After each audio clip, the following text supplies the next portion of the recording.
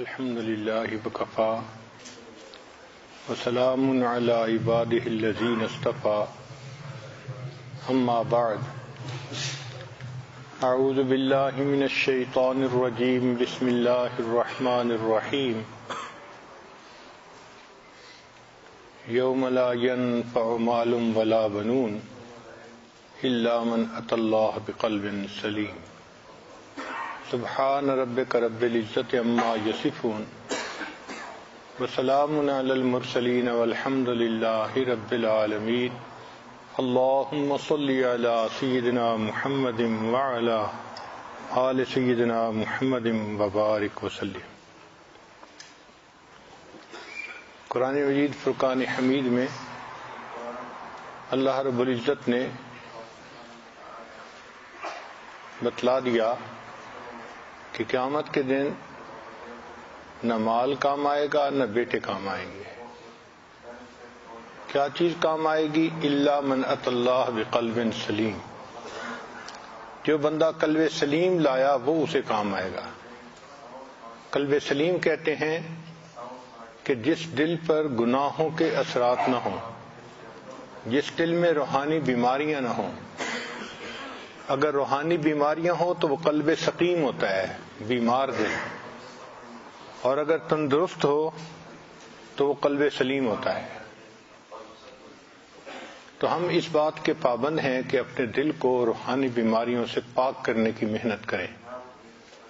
کتنا پاک ہوں گے یہ اللہ جانتا ہے، مگر محنت رائے گاہ نہیں جائے گی، یہ اللہ تعالیٰ کے ہاں دستور ہے۔ جو بندہ بھی اخلاص سے محنت کرتا ہے اللہ رب العزت اس کی محنت کو رائے گاہ نہیں جانے دیتے،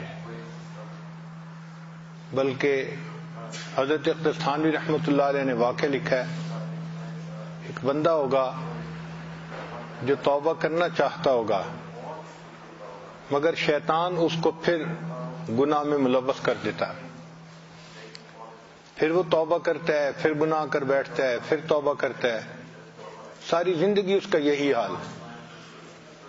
اللہ تعالیٰ قیامت کے دن اس کے نام اعمال کو دیکھیں گے اور فرشتوں کو بلا کر فرمائیں گے کہ دیکھو یہ میرا بندہ نیک بننا چاہتا تھا، نیکی پہ جمع رہنا چاہتا تھا، یہ شیطان بدبخت اس کو گرا دیتا تھا، مگر یہ گر کے پڑا نہیں رہتا تھا، یہ پھر اٹھ جاتا تھا، پھر نیکی کی نیت کر لیتا تھا، پھر شیطان اسے گرا دیتا تھا، پھر یہ کھڑا ہوتا تھا، ساری زندگی شیطان اسے گراتا رہا اور یہ توبہ کے ذریعے اٹھ کے کھڑا ہوتا رہا۔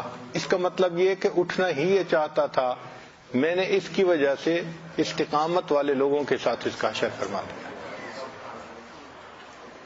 تو اس لیے ہمیں اپنے گناہوں سے توبہ کرنی ہے اور بار بار توبہ کرنی ہے، حتیٰ کہ اللہ تعالیٰ کو پیار آ جائے کہ میرا یہ بندہ کوشش تو کر رہا ہے نا۔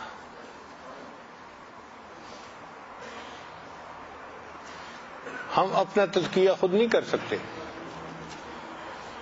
تزکیہ تو اللہ تعالیٰ کرتے ہیں، مگر ہم ایسے کام کریں کہ اللہ تعالیٰ کو پیار آ جائے۔ جب پیار آ گیا تو پھر تزکیہ ایک لمحے کی بات ہے۔ اس لیے فرمایا وَلَوْلَا فَضْلُ اللَّهِ عَلَيْكُمْ وَرَحْمَتُهُ، اگر اللہ کا فضل اور اس کی رحمت تمہارے اوپر نہ ہوتی، ما زکا منکم من احد ابدا، تم میں سے کوئی بندہ بھی کبھی بھی ستھرا نہ ہو سکتا لا، ولیکن اللہ یزکی من یشاء، ہاں اللہ جس کو چاہتے ہیں اس کو ستھرا فرما دیتے ہیں۔ تو جب معاملہ اللہ تعالیٰ کے اختیار میں ہے تو ہمارا کام فقط ہے کہ اللہ تعالیٰ کے سامنے روئیں دھوئیں، کوشش کریں اتنا کہ اللہ کو پیار آ جائے۔ اس کی سادہ سی مثال یہی ہے کہ بچہ چلنا نہیں جانتا اور باپ اسے کھڑا کر کے اپنی طرف بلاتا ہے، بیٹے آؤ۔ باپ کو بھی پتہ ہے کہ ابھی اس نے چلنا سیکھا نہیں ہے، تو بچہ کیا کرتا ہے کہ باپ کی طرف قدم بڑھاتا ہے، کبھی ایک سٹیپ لیتا ہے، کبھی دو سٹیپ لیتا ہے، اور کبھی پہلے سٹیپ پہ ہی گرنے لگتا ہے تو باپ اس کو گرنے نہیں دیتا، پکڑتا ہے اور اٹھا کے سینے سے لگا لیتا ہے۔ وہ تو یہ دیکھنا چاہتا تھا کہ میرے بلانے پہ اس نے قدم اٹھایا یا نہیں اٹھایا. اللہ تعالیٰ بھی یہی دیکھنا چاہتے ہیں کہ میرے بندے نے میرے حکم پر قدم اٹھایا یا نہیں اٹھایا. تو جس نے اٹھا لیا اور اخلاص کے ساتھ اٹھایا پھر اللہ تعالیٰ اس کو محروم نہیں رہنے دیتے. اس لیے فرمایا من طلب فقد وجد، جس نے طلب کی اس نے پا لیا. جو روحانی بیماریاں روزانہ بیان ہو رہی ہیں ان میں ایک بیماری ہے بخل. بخل کہتے ہیں کنجوسی کو. انسان کے اندر مال کی محبت کئی دفعہ اتنی آتی ہے کہ اس کے لیے مال کو خرچ کرنا ایک بوجھ ہوتا ہے. دل چھوٹا ہو جاتا ہے، اتنا چھوٹا کہ وہ اپنی ذات پہ بھی استعمال نہیں کرتا، اہل خانہ پہ بھی استعمال نہیں کرتا، اور اس میں سے زکوٰۃ بھی ادا نہیں کرتا، اور جو نفلی یعنی صدقات نافلہ ہیں وہ بھی نہیں کرتا. تو ایسی محبت مال کی یہ جرم ہے، اس کو بخل کہا گیا، اور بخیل آدمی کو اللہ تعالیٰ ناپسند فرماتے ہیں. چنانچہ جو لطیفہ سر ہے، تیسرا لطیفہ، اس پر ذکر کرنے سے بخل سے نجات مل جاتی ہے. انسان کے دل میں وسعت آ جاتی ہے اور دین کے کاموں پہ، نیک کاموں پہ خرچ کرنے کے لیے اس کا دل بڑا ہو جاتا ہے. مال زیادہ ہونا الگ بات ہے، دل کا بڑا ہونا الگ بات ہے. بعض لوگ غریب ہوتے ہیں دل بڑا ہوتا ہے، بعض امیر ہوتے ہیں دل چھوٹا ہوتا ہے.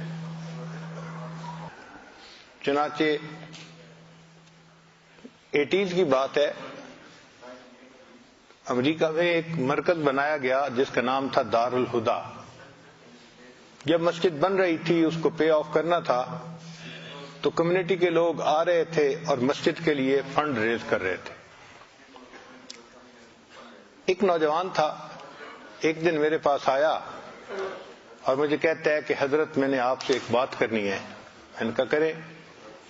کہنے لگا میرے وسائل نہیں ہیں، میں $100 بھی نہیں دے سکتا، لیکن دوست احباب مجھ سے ضرور پوچھیں گے کہ تم نے کیا کیا، تو آپ میرا پردہ رکھ لیں، میں ان کو اتنا کہوں گا کہ میں نے حضرت سے بات کر لی، تو وہ یہ سمجھیں گے کہ بھئی ٹھیک ہے ڈونیٹ کر دیا ہوگا جو کرنا ہے، اور آپ سے اگر وہ پوچھیں تو آپ بھی کہہ دینا کہ ہاں اس نے مجھ سے بات کر لی تھی. میں نے دل میں سوچا کہ واقعی حالات ایسے ہیں تو اس کا عذر قبول کرنا چاہیے. لِيُنْفِقْ ذُو سَعَةٍ مِّن سَعَتِهِ، طیب نفس کے ساتھ خرچ کرے تو اس کا ثواب ہوتا ہے، ہمارے باندھے کی بات نہیں ہے. چنانچہ میں نے اسے تسلی دی، دعا دی اور وہ چلا گیا. جب وہ چلا گیا تو اس وقت ایک نوجوان آیا جو 1-2 دن پہلے توبہ کی تھی، بیعت ہوا تھا. وہ کہیں مسجد میں نماز پڑھ رہا تھا، تو آ کے میرے پاس بیٹھ گیا اور کہنے لگا کہ حضرت اب تو میں نے سچی توبہ کر لی، لیکن توبہ سے پہلے میں بہت خطا کاری کی زندگی گزارتا تھا، بہت ہی بگڑا ہوا تھا.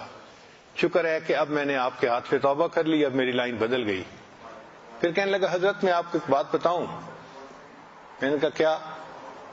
کہنے لگا کہ یہاں پر ایک انڈیا کی گلوکارہ آئی تھی اور اس کا جو کنسرٹ تھا اس میں $100 پر پرسن ٹکٹ تھی. تو میں بھی دیکھنے کے لیے گیا تھا، گانا سننے کے لیے. اور یہ جو بندہ آپ کے ساتھ بیٹھا تھا نا ابھی، میں نے کہا، کہنے لگا میرے سے آگے یہ تھا اور اس نے اس کنسرٹ کے لیے 12 ٹکٹیں خریدی تھیں، $1200 پے کیے تھے. تو مجھے بڑی حیرت ہوئی کہ ایک گانے والی عورت کا گانا سننے کے لیے یہ $1200 لگا دیتا ہے، اور اللہ کا گھر بن رہا ہے تو یہ کہتے ہیں میں تو $100 بھی نہیں دے سکتا. تو اصل میں توفیق ہی نہیں ہوتی گناہوں کی وجہ سے نیک کاموں میں خرچ کی. ہر بندے کی یہ شان نہیں کہ وہ دین کے کاموں میں خرچ کر سکے. اللہ تعالیٰ جس کو چاہتے ہیں توفیق عطا فرما دیتے ہیں. نبی اسلام نے ارشاد فرمایا ایاکم والظلم فإن الظلم ظلمات یوم القیامہ، کہ تم ظلم سے بچو، اس لیے کہ ظلم قیامت کے دن کے اندھیرے ہوں گے، یعنی جتنا ظالم ہوگا اتنا اندھیرے میں ہوگا۔ وَإِيَّاكُمْ وَالْفُحْشِ، اور تم فحش کاموں سے بھی بچو۔ فَإِنَّ اللَّهَ لَا يُحِبُّ الْفَاحِشِ، اللہ تعالیٰ فاحش یعنی فحش بندے کو پسند نہیں کرتے، ولا متفاحش، اور متفاحش کو بھی پسند نہیں کرتے۔ وَإِيَّاكُمْ وَالشُّحَّ، اور تم بخل سے کنجوسی سے بھی بچو۔ فَإِنَّمَا أَهْلَكَ مَنْ كَانَ قَبْلَكُمُ الشُّحَّ، تم سے پہلے جتنے لوگ تھے ان کو کنجوسی اور بخیلی نے ہلاک کر دیا۔ تو پہلی قومیں بھی بخیلی کی وجہ سے ہلاک ہوئیں، اور اس امت میں بھی بہت سارے لوگ ہیں جو بخیلی کی وجہ سے ہلاک ہوں گے۔ حدیث مبارکہ ہے، نجا اول هذه الامت امت بالیقین والزہد، اس امت کا جو پہلا حصہ تھا وہ یقین اور زہد کی وجہ سے نجات پا گیا۔ وَحَلَكَ آخِرُ هَذِهِ الْأُمَّةِ بِالْبُخْلِ وَالْعَمَلِ، اور امت کا جو آخری حصہ ہوگا یعنی جس میں ہم زندگی گزار رہے ہیں، وہ بخل کی وجہ سے اور طول عمل لمبی امیدیں باندھنا، اس کی وجہ سے وہ ہلاک ہو جائیں گے۔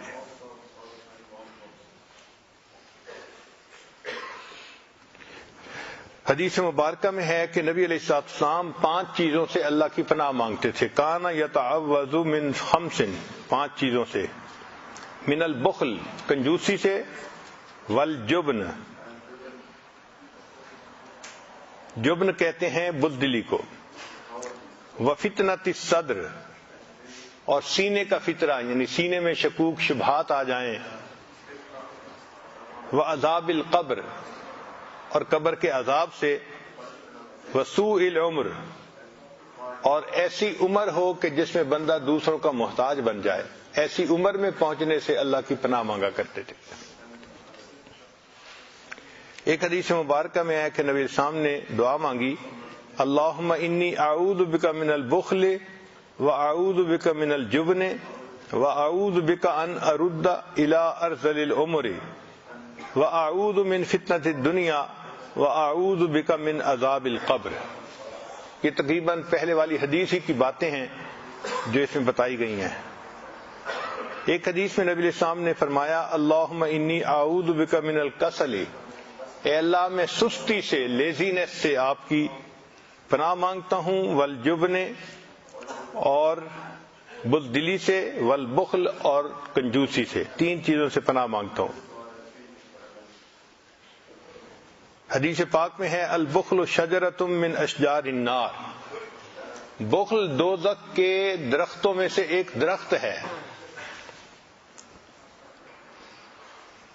ایک حدیث مبارکہ میں ہے، طعام السخی دواء، سخی بندے کا کھانا یہ بیماریوں کے لیے دوا ہوتی ہے۔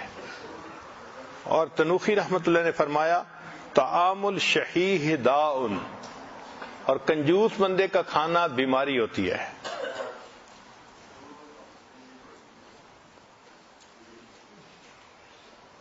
ایک حدیث پاک میں ہے، وَأَيُّ دَاءٍ أَكْبَرُ مِنَ الْبُخْلِ، اور بخل سے بڑی بھلا اور کون سی بیماری ہو سکتی ہے، یعنی بخل سب سے بڑی بیماری ہے۔ ایک حدیث میں ہے، ثلاثۃ یبغضهم اللہ تعالی، البخیل والمنان والفاجر، ایک کنجوس بندہ، دوسرا احسان جتلانے والا بندہ، کسی کے ساتھ بھلا کیا اب ہر وقت یہ احسان جتلاتا ہے، میں نے یہ کیا تھا، میں نے یہ کیا تھا، اس کو کہتے ہیں احسان جتلانے والا۔ والفاجر، اور گناہ میں پڑ جانے والا۔ تو جو بندہ کنجوس ہو اور گناہوں میں لپک پڑے اور دوسروں پر احسان جتائے، اگر کسی کے ساتھ خیر کرے، تو یہ 3 چیزیں ہیں جن 3 باتوں سے اللہ تعالیٰ بغض رکھتے ہیں۔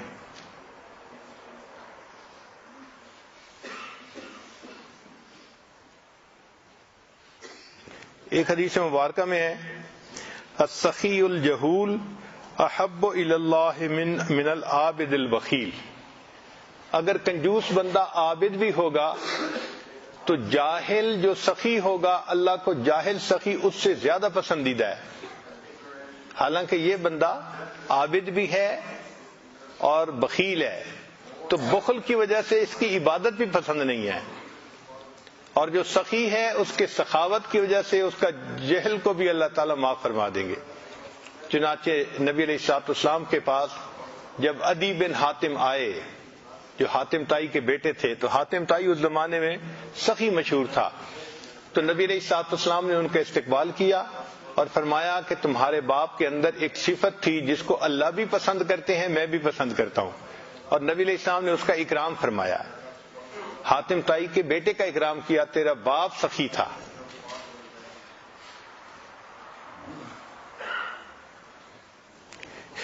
ایک حدیث مبارکہ میں ہے لا یجتمع الشح والایمان فی قلب عبد، کہ بندے کے دل میں کنجوسی اور ایمان دو چیزیں اکٹھی نہیں ہو سکتی۔ اگر کوئی کنجوس ہے تو ایمان رخصت ہو گیا، پھر ایمان اس کے دل میں نہیں ٹک پاتا۔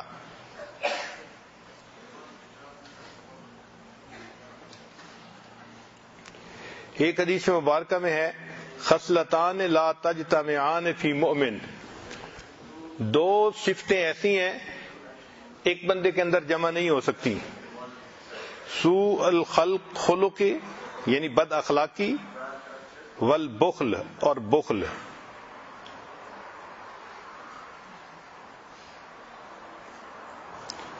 ایک حدیث مبارکہ میں ہے لا ينبغي للمؤمن ان يكون بخیلا ولا جبانا، مومن کو یہ زیب نہیں دیتا کہ وہ بخیل بھی ہو اور بزدل بھی ہو۔ بہادر مومن اللہ کو پسند ہے، بزدل پسند نہیں ہے۔ ایک حدیث مبارکہ میں ہے ان البخیل بعید من اللہ، بخیل اللہ سے دور ہے، بعید من الناس انسانوں سے بھی دور ہوتا ہے، بعید من الجنہ جنت سے بھی دور ہوتا ہے، قریب من النار جہنم کی آگ کے قریب ہوتا ہے۔ ایک حدیث میں نبی علیہ السلام نے قسم اٹھا کر فرمایا والذی نفسی بیدہ لا يدخل الجنۃ بخیل، قسم ہے اس ذات کی جس کے قبضے میں میری جان ہے کہ بخیل بندہ جنت میں داخل نہیں ہوگا۔ نبی علیہ الصلوۃ والسلام کا ویسے ہی فرما دینا بہت کافی تھا، مگر اللہ کے حبیب صلی اللہ علیہ وسلم کا قسم اٹھا کر کہہ دینا یہ بات بہت مؤکد ہو جاتی ہے۔ تو ہم سوچیں اگر ہمارے اندر یہ بخل کی بیماری ہوئی تو ہم جنت میں داخل نہیں ہو سکتے۔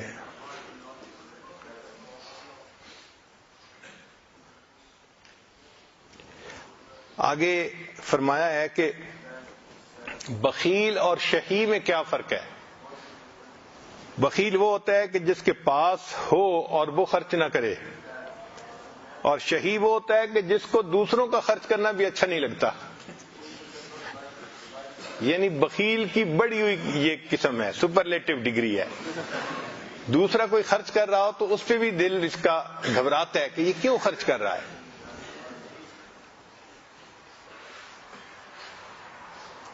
حدیث مبارکہ ہے قالت الجنۃ طوبی لمن دخلنی، جنت نے کہا مبارک ہو اس بندے کو جس کو میرے اندر داخل کر دیا گیا۔ فقال اللہ تعالی، اللہ رب العزت نے فرمایا وعزتی، مجھے اپنی عزت کی قسم، لا اسکنتک بخیلا، میں بخیل کو تیرے اندر داخل نہیں ہونے دوں گا، یعنی سکونت نہیں دوں گا کہ وہ تیرے اندر آ کر رہے۔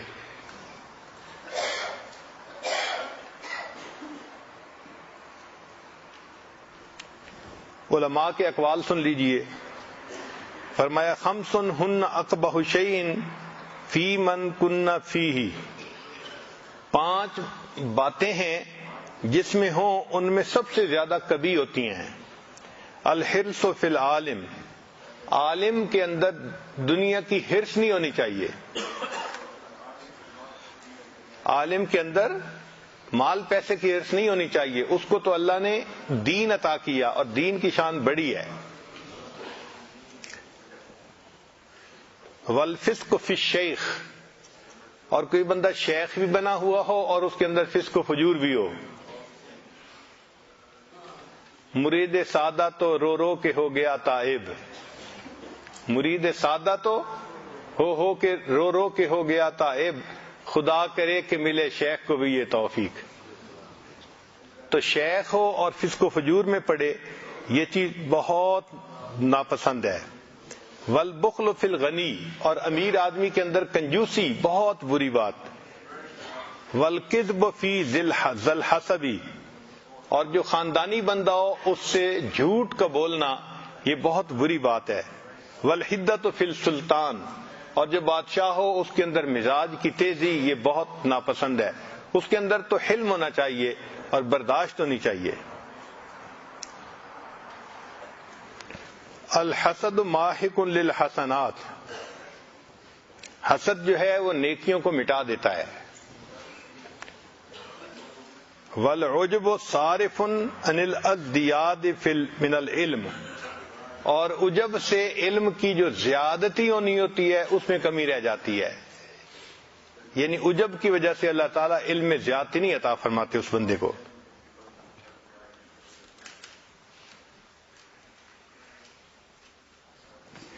ایک بزرگ نے کسی بندے کے بارے میں فرمایا، صغر فلان فی عینی، فلاں بندہ میری نظر میں چھوٹا ہو گیا. لعظم الدنیا فی عینہ، اس لیے کہ اس کی نظر میں دنیا بڑی تھی. تو جب میں نے یہ دیکھا کہ اس کی نظر میں دنیا بڑی ہے تو میری نظر میں اس کی وقت کم ہو گئی.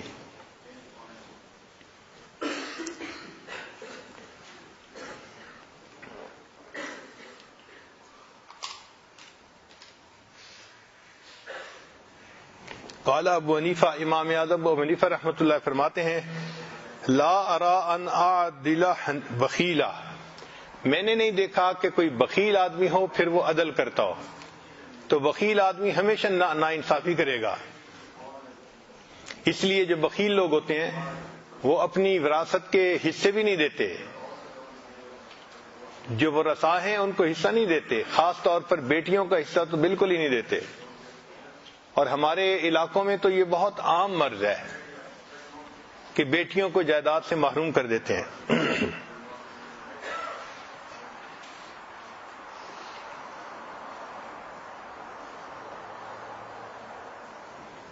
بعض بزرگوں نے فرمایا، البخیل لا غیبت لہ، بخل اتنا بڑا گناہ ہے کہ اگر کوئی بندہ بخیل ہو تو اس کی غیبت نہیں ہوتی اگر کوئی اس کے بخل کی باتیں کرے تو. یہ اتنا ناپسندیدہ کام ہے. جیسے کافر کی غیبت نہیں ہوتی، مومن کی ہوتی ہے. تو یہ بھی اتنا بڑا گناہ ہے کہ اس کی بھی کوئی غیبت کرے گا تو وہ غیبت نہیں کہلائے گی.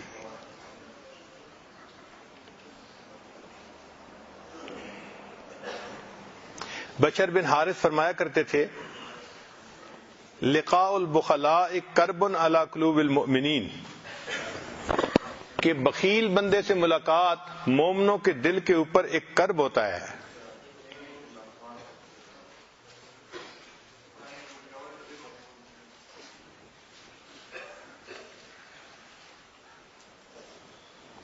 محمد بن المنقدر فرمایا کرتے تھے، اذا اراد اللہ تعالی بقوم شرا، اگر اللہ تعالی کسی قوم کے ساتھ شر کا ارادہ فرما لیتے ہیں، یعنی اس کو سزا دینے کا ارادہ فرما لیتے ہیں، امر علیہم شرارہم، تو ان کا امیر، ان کا جو بادشاہ ہوتا ہے جو ان میں سب سے زیادہ برا ہوتا ہے اس کو بنا دیتے ہیں. وجعل ارزاقہم بایدی بخلائہم، اور جو ان لوگوں کا رزق ہوتا ہے وہ اللہ ان لوگوں کے ہاتھ میں دے دیتے ہیں جو بڑے بخیل ہوتے ہیں. تو یہ اس قوم پر اللہ کے عذاب کی نشانی ہے. چنانچہ ایک بزرگ فرمایا کرتے تھے، لو کان البخل طریقا ما سلکتہ، اگر کنجوسی کوئی راستہ ہوتی تو میں اس راستے پہ کبھی نہ چلتا. ولو کان ثوبا ما لبستہ، اور اگر کوئی کپڑا ہوتی تو میں اس کپڑے کو کبھی نہ پہنتا. ایک اور حدیث مبارکہ ہے، اس کو ابن ابی دنیا نے روایت کیا ہے، اور بھی کتابوں میں دیکھی ہے اس کے علاوہ بھی، لیکن اس پر ابھی تحقیق کرنی چاہیے کہ روایت کے اعتبار سے اس کا کیا درجہ ہے. نبی الاسلام نے فرمایا، قسم الحفظ عشرۃ اجزاء فتسعۃ فی الترک، کہ 10 حصے قوت حافظہ کے اللہ نے تقسیم کیے، جس میں سے 9 حصے ترکوں کو عطا ہوئے. وَقُسِمَ الْبُخْلُ عَشْرَةَ أَجْزَاءَ فَتِسْعَةٌ فِي فارس، اور بخل کے اللہ نے 10 حصے تقسیم کیے، جس میں سے 9 حصے فارس کا علاقہ، ایران کا علاقہ. وَجُزْءٌ فِي سائر الناس، اور ایک جز باقی پوری دنیا میں ہے. وَقُسِمَ السَّخَاءُ عَشْرَةَ أَجْزَاءَ فَتِسْعَةٌ فِي السودان، اور اللہ تعالیٰ نے سخاوت کے 10 حصوں کو تقسیم کیا، جن میں سے 9 حصے سوڈان میں یعنی افریقی ملکوں میں. وَجُزْءٌ فِي سائر الناس، اور ایک جز باقی تمام انسانوں میں. اور آگے فرمایا وَقُسِمَ الْحَيَاءُ عَشْرَةَ أَجْزَاءٍ فَتِسْعَةٌ فِي الْعَرَبِ، اور اللہ نے حیا کے 10 حصوں کو تقسیم کیا، 9 حصے جزیرہ عرب کے لوگوں میں تقسیم ہوئے، ایک حصہ باقی پوری دنیا میں تقسیم ہوا. وَقُسِمَ الْكِبْرُ عَشْرَةَ أَجْزَاءٍ، اور کبر کو اللہ نے 10 حصوں میں تقسیم کیا، فَتِسْعَةٌ فِي الروم، 9 حصے روم یعنی مغربی علاقے جو ہیں ان میں دیے، اور ایک حصہ باقی پوری دنیا میں تقسیم ہوا. چنانچہ حدیث مبارکہ ہے نعم المال الصالح لرجل صالح، کہ اچھا مال وہ ہے کہ جو پاک بھی ہو اور نیک بندے کے ہاتھ میں بھی ہو، وہ بہترین مال ہوتا ہے، کیونکہ نیک بندہ اس کو نیک جگہ پر استعمال کرے گا.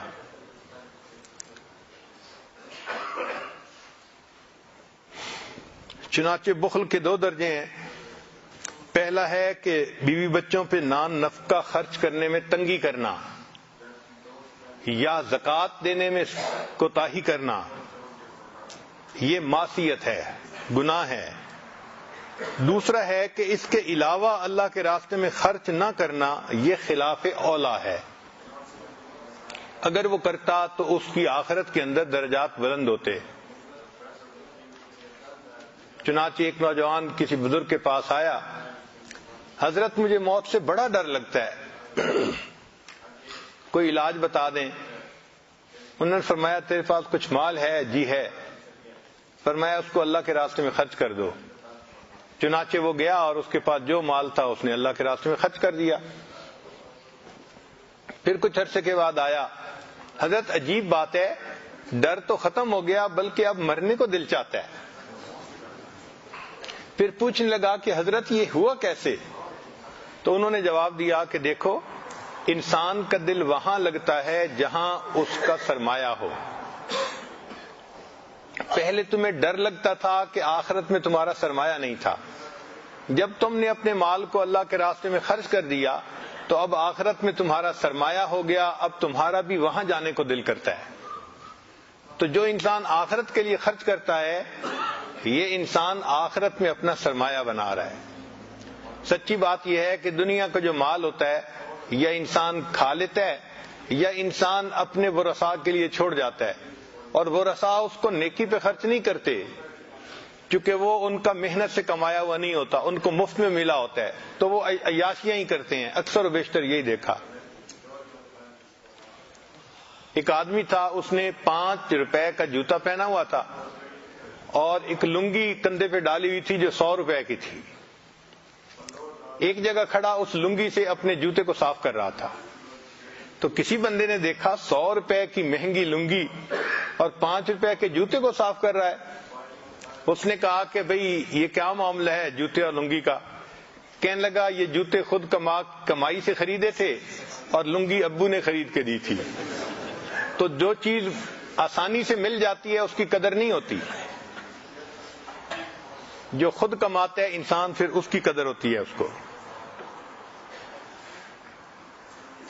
اور مال کی محبت دل سے نکلتی اسی طرح ہے کہ انسان اس کو اللہ کے لیے خرچ کرے. اور جو کچھ ہم اللہ کے لیے خرچ کرتے ہیں یہ دنیا میں بھی ہمیں اس کا اجر ملتا ہے، آخرت میں بھی ملے گا. چنانچہ جو انسان اللہ کے لیے خرچ کرتا ہے وہ مال اس کو کم از کم 10 گنا زیادہ ہو کر واپس ملتا ہے. اور اگر زیادہ اخلاص سے کرے گا تو 70 گنا ہو کے واپس ملتا ہے، اور اخلاص سے کرے گا تو 700 گنا ہو کے واپس ملتا ہے۔ واللہ یضاعف لمن یشاء بغیر حساب، اور اللہ چاہتے ہیں تو اس سے بھی زیادہ عطا فرما دیتے ہیں۔ قرآن مجید میں اللہ رب العزت نے کچھ لوگوں کا واقعہ نقل فرمایا ہے جو پہلی امتوں میں سے تھے۔ ان کے باغات تھے، کھیتی تھی، بڑی آمدنی تھی، تو جو باپ تھا جس نے کھیت بنائے تھے وہ اللہ کے راستے میں خوب خرچ کرتا تھا۔ چنانچہ جس دن وہ کھیتی کاٹتا تھا، پھل کاٹتا تھا، تو مسکین جمع ہو جاتے تھے اور وہ ان میں بہت سارا مال تقسیم کر دیتا۔ وَآتُوا حَقَّهُ يَوْمَ حَصَادِهِ، قرآن مجید میں بھی ہے کہ جس دن تم پھل کاٹو تو ان کو دیو جو غریبوں کا حق ہے اس میں سے۔ تو گویا عشر وہ اس میں سے ادا کرتا تھا اور لوگ اس سے لیتے تھے۔ وہ فوت ہو گیا، اب اس کے بعد اس کی اولاد آ گئی، تو اولاد میں سے ایک بندہ تھا جس کے دل میں مال کی بہت محبت تھی۔ اس نے کہا دیکھو ہم اتنی محنت کر کے کھیتی بوتے ہیں، پھر اس کا پھل ملتا ہے، اور جس دن پھل ملتا ہے تو یہ مفت خورے آ جاتے ہیں اور اتنا مال لے کے چلے جاتے ہیں۔ تو دوسرے نے کہا بھئی کیا کریں، یہ تو اب ایک روٹین بنی ہوئی ہے۔ اس نے کہا ہم ایسا کرتے ہیں کہ اس دفعہ جب ہم فصل کاٹیں گے نا، ہم کسی کو پتہ ہی نہیں چلنے دیں گے، خبر ہی نہیں دیں گے، اور ہم چپکے سے چلے جائیں گے اور جا کے فصل کاٹ لیں گے۔ جب ان کو پتہ چلے گا تو ہم فصل سمیٹ چکے ہوں گے، تو ہمارا پیسہ بچ جائے گا۔ چنانچہ دوسروں نے بھی اس کی تجویز پہ عمل کر لیا۔ اللہ تعالیٰ فرماتے ہیں فَأَصْبَحَتْ كَالصَّرِيمِ فَتَنَاوَدَوْا مُصْبِحِينَ أَنِ اغْدُوا عَلَىٰ حَرْثِكُمْ إِن كُنتُمْ صَارِمِينَ، کہ صبح صبح جلدی تم چلے جاؤ اپنی فصل کاٹنے کے لیے اگر تم نے کاٹنی ہے، تاکہ سائل جو ہیں وہ نہ پہنچ سکیں، اس سے پہلے پہلے ہم سمیٹ لیں۔ فَانْطَلَقُوا وَهُمْ يَتَخَافَتُونَ، وہ چل پڑے فصل کاٹنے کے لیے اور بڑے چھپ کے چلے، خفیہ طریقے سے ایسے نکلے کہ کسی کو کانوں کان خبر بھی نہ ہو کہ وہ کہیں گئے ہیں یا نہیں۔ اللہ يَدْخُلَنَّهَا علیکم اليوم مسکین، کہ آج کے دن کوئی مسکین ہمارے اوپر داخل نہ ہو، کوئی نہ آئے ہمارے پاس۔ چنانچہ کیا ہوا کہ جب وہ وہاں گئے تو انہوں نے دیکھا کہ ان کی جتنی فصل تھی وہ ساری کی ساری اللہ نے عذاب بھیجا تھا اس کی وجہ سے تباہ ہو چکی تھی، ان کے پلے کچھ بھی نہ آیا۔ ان کو جو فصل ملتی تھی وہ اصل میں ان فقیروں کی سبب سے ملتی تھی، جب انہوں نے فقیروں کو ہی پیچھے ہٹا دیا تو پھر ان کو بھی کچھ نہ ملا۔ حدیث مبارکہ میں اللہ تعالیٰ بعض لوگوں کو اس لیے مال دیتے ہیں کہ وہ حق والوں تک پہنچا دیں، اگر وہ پہنچاتے رہیں گے اللہ ان کو مال دیتے رہیں گے، اگر نہیں پہنچائیں گے تو اللہ تعالیٰ ان کی بجائے کسی اور کے ذریعے سے دلوا دیں گے۔ چنانچہ آپ نے دیکھا کتنے لوگ ہوتے ہیں کہ کام کاروبار کرتے ہیں اور پھر کہتے ہیں جی بڑا اچھا کام تھا، ہم نے تو ملینز لوگوں سے لینے تھے، پتہ نہیں کیا ہوا جی کہ اب تو ہم ملینز کے قرضوں میں آ گئے۔ تو ملین کبھی لینے ہوتے ہیں اور حالات بدلتے ہیں تو کبھی ملین دینے پڑ جاتے ہیں۔ اس کی بنیادی وجہ یہی ہوتی ہے کہ اللہ نے ان کو جو دیا تھا وہ صرف ان کا نہیں تھا، ان کو تو اللہ نے ڈاکیا بنایا تھا کہ تم دو، اور انہوں نے ڈاک نہیں پہنچائی تو پھر ایسے ڈاکیے کو اپنی نوکری سے نکال دیا جاتا ہے، دوسرے بندے کو رکھ لیا جاتا ہے۔ اللہ تعالیٰ نے اس کی بجائے وہ رزق کسی اور کے ذریعے سے پہنچانا شروع کر دیا۔ ہمارا حق ہمارے رزق میں سے ایک وقت کی 2 روٹیاں ہیں جس سے کہ پیٹ بھر جاتا ہے، ایک لباس ہے جس سے کہ ہمارا جسم ڈھپ جاتا ہے۔ اس کے علاوہ اگر اللہ نے دیا ہے تو وہ ہمارا نہیں ہے، وہ ہمارے اہل خانہ کا ہے، رشتہ داروں کا ہے، ایمان والوں کا ہے، غریبوں کا ہے، اللہ کے راستے میں خرچ کرنے کے لیے ہے۔ تو یہ بات ذہن میں بٹھا لینی چاہیے۔ حدیث پاک میں ہے کہ انسان کو رزق گھر کے بیماروں اور کمزوروں کی وجہ سے ملتا ہے۔ جو گھر کا بیمار بندہ ہوگا اس پر رحم کھا کے اللہ رزق دے دیتے ہیں، یا گھر میں سب سے کمزور ہوتا ہے اس کی وجہ سے رزق ملتا ہے۔ تو جب رزق ہی ہمیں بچوں کی وجہ سے ملتا ہے تو پھر بچوں پہ کیوں نہ خرچ کریں، کھلے دل سے خرچ کرنا چاہیے، ان کی ضرورتوں کو پورا کرنا چاہیے۔ ہمیں ایک مرتبہ تجربہ ہوا، ایک آدمی تھا، اس کا بزنس بہت اچھا تھا، کروڑوں میں کھیلتا تھا، ملینر تھا، مگر اس کے اندر مال کی محبت ایسی تھی کہ اپنے گھر کے کسی بھی بندے کا علاج نہیں کرواتا تھا۔ کوئی بیمار ہو جاتا، جی حضرت تعویذ بنا دیں، کچھ جادو کا اثر ہو گیا ہے۔ حتیٰ کہ نزلہ زکام کسی کو ہوتا تو اس کے لیے بھی تعویذ بنواتا۔ ایک دن مجھے کہنے لگا حضرت تعویذ بنا دیں۔ پھر میں نے کہا بھائی میں تعویذوں والا پیر نہیں ہوں، میں تو آپ کو سیدھی سیدھی بات سمجھاتا ہوں کہ یہ بدن کی بیماری ہے، اور بدن کی بیماری کے لیے آپ ڈاکٹر کے پاس جائیں، تعویذوں کے پیچھے نہ پڑیں۔ چنانچہ اس کے گھر کے لوگ مہینوں بیمار رہتے تھے، وہ تعویذ پانی میں پلاتا رہتا تھا، ان کا علاج نہیں کرتا تھا۔ افسوس ہوتا تھا اس بندے کے دماغ پہ کہ اتنا اللہ نے دیا لیکن اپنی ذات پہ خرچ کرنے کی توفیق نہیں تھی۔ تو یہ مال کی محبت جب دل میں گھر کر جاتی ہے تو یہ بندے کو کنجوس بنا دیتی ہے۔ ہمارے ہاں کنجوس مکھی چوس بنا دیتی ہے۔ مطلب یہ کہ اگر کسی کے کھانے میں مکھی گر جائے تو امیر لوگ تو چلو دوسرا کھانا کھا لیتے ہیں، لیکن جو غریب آدمی جس کے پاس ہے ہی وہی پیٹ بھرنے کے لیے، تو شریعت نے ان کی بھی رعایت رکھی۔ شریعت نے کہا کہ بھئی اگر مکھی گر بھی گئی تو مکھی کو نکال دو، باقی کھانا کھا سکتے ہو۔ تو ایک بخیل تھا، اس کے کھانے میں مکھی گر گئی تو اس نے مکھی کو چوسا کہ اس کے ساتھ بھی سالن لگا ہوا ہے، اور پھر اسے پھینکا۔ تو یہاں سے ٹرم بن گئی کنجوس مکھی چوس۔ تو اللہ رب العزت یہ بیماری ہمارے دلوں سے نکال دے، اور اس کے بدلے اللہ تعالی ہمیں سخاوت کی نعمت عطا فرمائے، دل بڑا ہو۔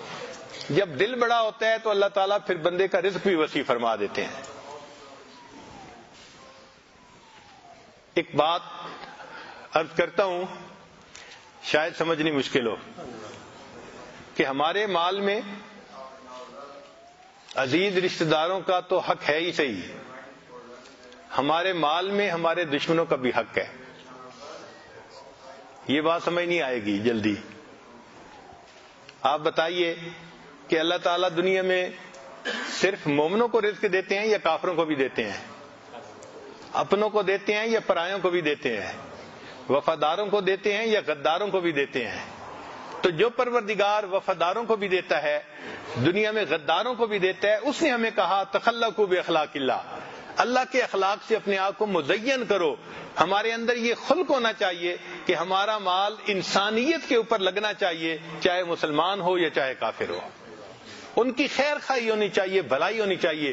مومن کا دل اتنا بڑا ہونا چاہیے، مومن پہ لگے تو یہ درجے میں اور بڑا ہے، اچھا ہے، اور اگر رشتہ دار پہ لگے تو اس سے اور درجہ بڑھ گیا، اس لیے کہ وہ رشتہ دار بھی ہے، مومن بھی ہے، حق زیادہ ہے۔ مگر دل چھوٹا نہیں کرنا چاہیے، جو لگائے گا اللہ تعالیٰ کے خزانے سے اس کے لیے آئے گا۔ اسی لیے آپ نے کبھی نہیں سنا ہوگا کہ کسی بندے نے مسجد بنائی، مدرسہ بنایا اور وہ بینکرپٹ ہو گیا۔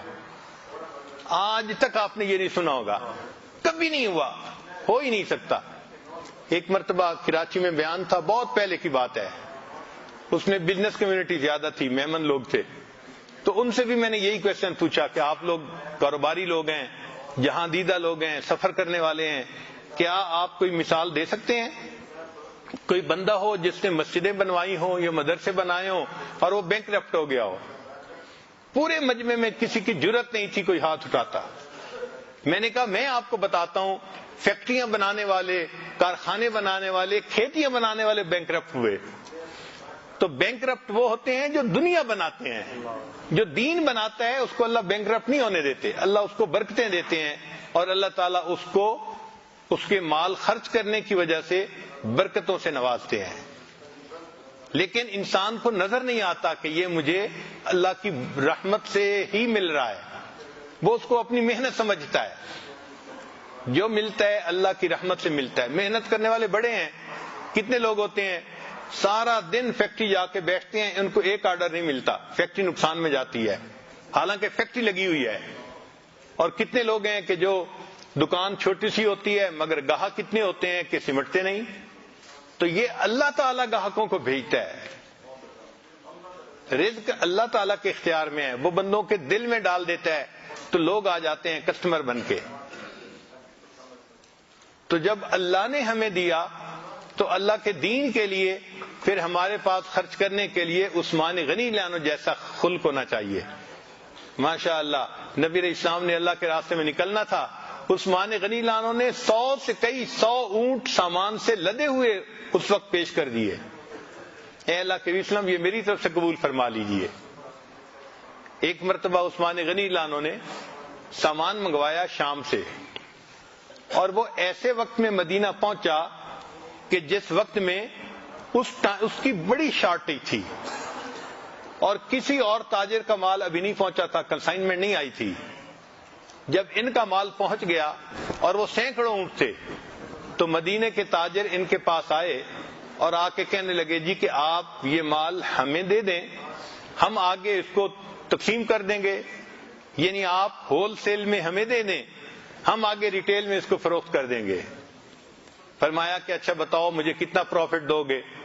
کسی نے کہا کہ جی جتنی مال لگا ہے ہم اس سے دگنی قیمت آپ کو دے دیتے ہیں، 100 لگایا ہے تو ہم 200 پے کر دیتے ہیں۔ کسی نے کہا کہ جی ہم آپ کو 300 پے کر دیتے ہیں، حتیٰ کہ ایک بندے نے کہا کہ ہم آپ کو 100 کے بدلے 400 پے کر دیتے ہیں۔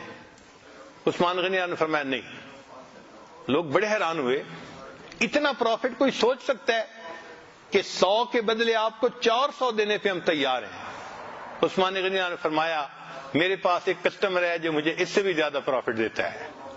تو یہودی لوگ بڑے حیران ہوئے، وہ آ کے پوچھنے لگے کہ کون کسٹمر ہے جو آپ کو 4 گنا سے بھی زیادہ دیتا ہے؟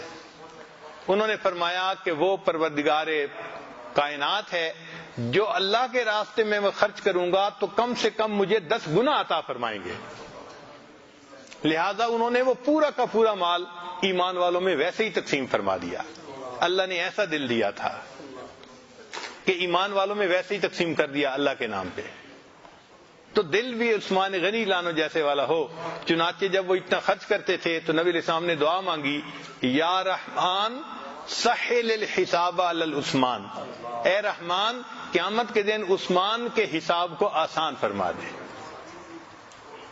تو اللہ تعالیٰ جس بندے کو رزق عطا فرمائے اور وہ دین کے راستے پہ خرچ کرے، ہم بھی اس کے لیے دعا کرتے ہیں کہ اللہ اس کے قیامت کے دن کے حساب کو آسان فرما دے۔ وآخر دعوانا ان الحمد للہ رب العالمین۔